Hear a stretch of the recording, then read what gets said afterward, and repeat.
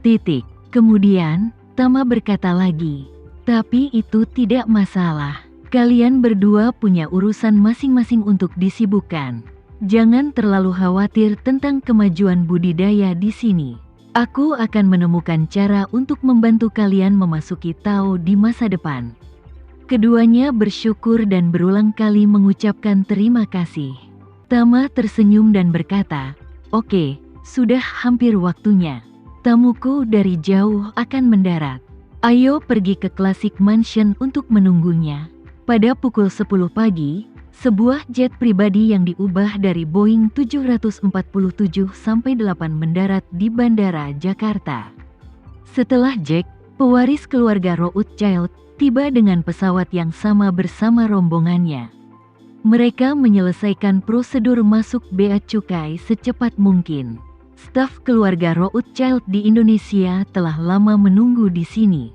Meski Jack belum tahu kapan dia akan mengambil alih kekuasaan. Di mata orang lain, dia adalah wakil sebenarnya dari seluruh keluarga Rothschild. Dia adalah orang nomor 2, jadi mereka tentu sangat menghormatinya. Ketika Jack meninggalkan bandara, sudah ada armada Cadillac yang menunggu tamu negara di luar bandara. Kendaraan ini semuanya merupakan mobil kepresidenan yang sama yang dipesan oleh keluarga Rothschild dari Amerika Serikat. Meski tampilannya tidak semewah dan senyaman Rolls-Royce, harga masing-masing mobil ini lebih mahal dibandingkan Rolls-Royce Phantom. Faktanya, keluarga kaya raya telah meninggalkan Rolls-Royce. Pemilik Rolls-Royce saat ini sebagian besar adalah generasi muda kaya kedua, atau anak muda yang tiba-tiba menjadi kaya dengan berspekulasi di koin atau media mandiri. Setelah Jack menaiki Cadillac anti peluru dan tahan ledakan, dia langsung memerintahkan penanggung jawab resepsi pergi ke Classic Mansion. Orang yang bertanggung jawab bergegas dan dia sudah mempelajari rutenya dengan cermat. Jadi dia berkata tanpa ragu-ragu, "Baik Pak, kita langsung ke Classic Mansion." Saat ini, Classic Mansion telah menghentikan bisnisnya. Tempat parkir dijaga oleh personel yang berdedikasi, dan tidak ada mobil yang diizinkan masuk.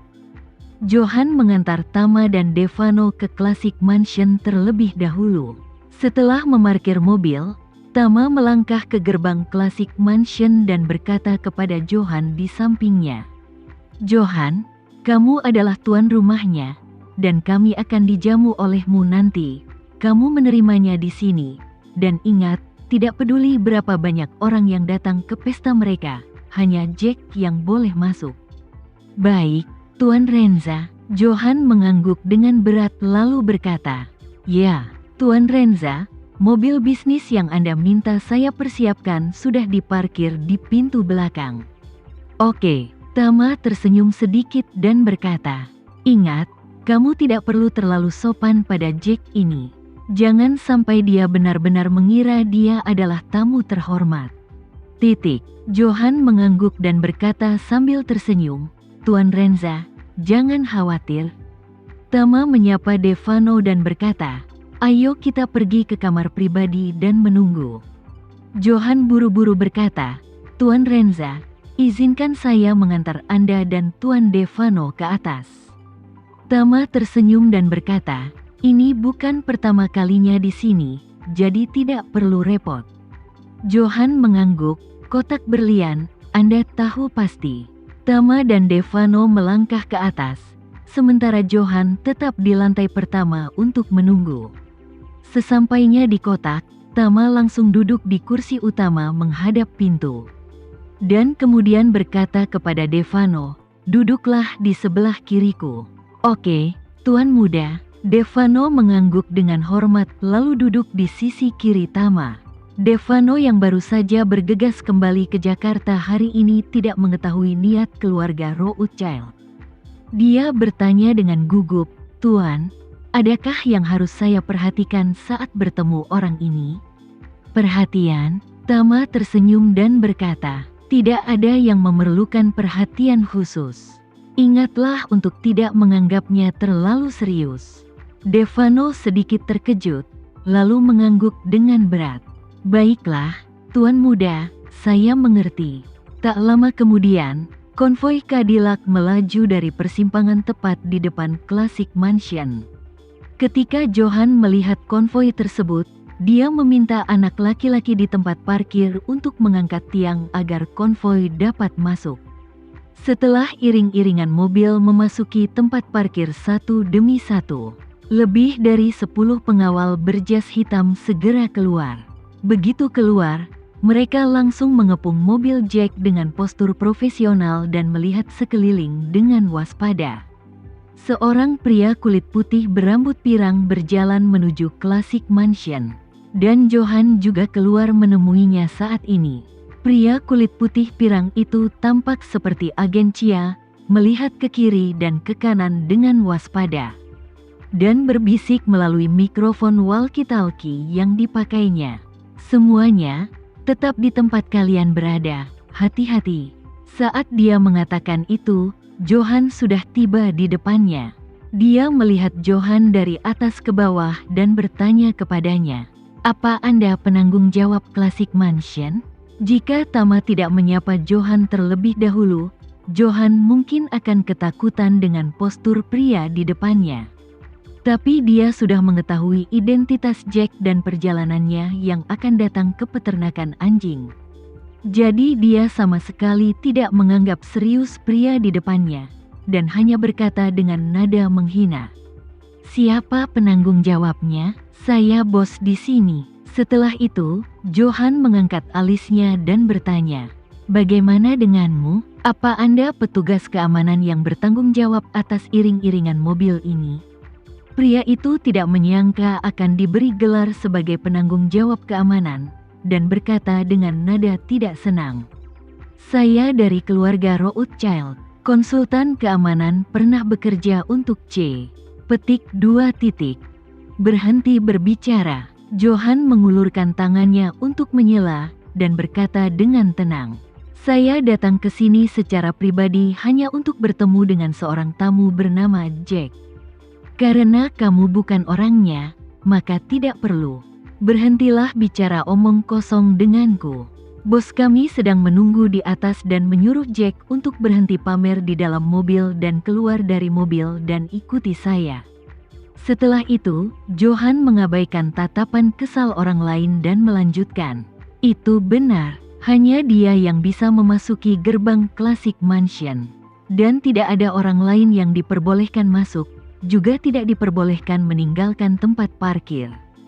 Pihak lain sudah sedikit marah, dan ketika dia mendengar ini, dia menjadi semakin marah, dan langsung berkata dengan marah, "Kamu hanyalah pemilik sebuah restoran belaka. Siapa yang memberimu modal untuk berani bicara seperti ini padaku? Tahukah kau betapa pentingnya keselamatan Tuan Rothschild?" Johan berkata dengan tenang, "Ngomong-ngomong, bosku sudah menunggu di atas. Jika bos tidak bisa bangun, beri saya pesan singkat."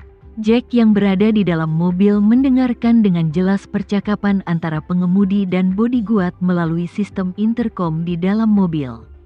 Johan seperti ini ketika dia mendengarnya mengatakan itu.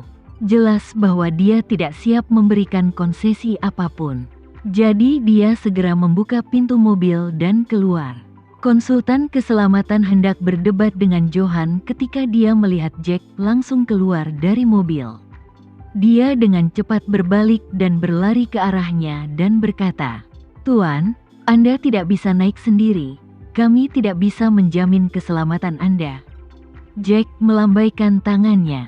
"Tidak apa-apa, karena Tuan Renza adalah tuan rumahnya. Keamanan terjamin.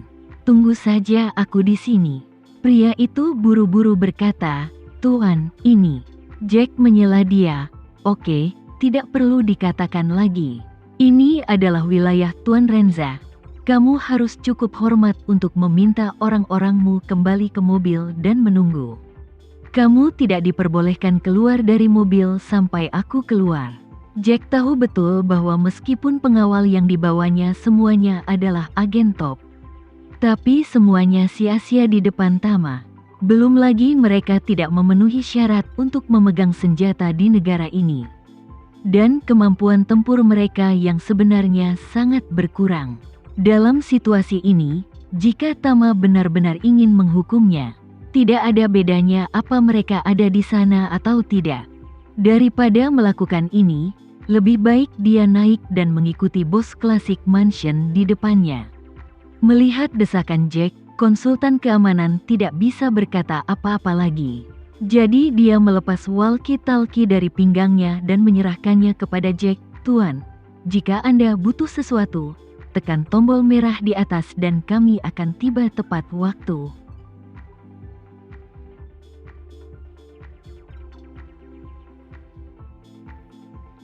Sekian dulu ya video kali ini, kita lanjutkan lagi videonya di lain waktu. Oh iya, bagaimana menurut kalian? Semoga bisa sedikit menghibur kalian semua. Untuk teman-teman yang baru nonton, jangan lupa subscribe ya, hehehe. Dan kalau teman-teman ada yang ingin gabung langganan, bisa langsung gabung saja untuk dapat fitur yang menarik dan sedikit membantu Mimin. Terima kasih banyak sudah menonton, sampai jumpa lagi, bye.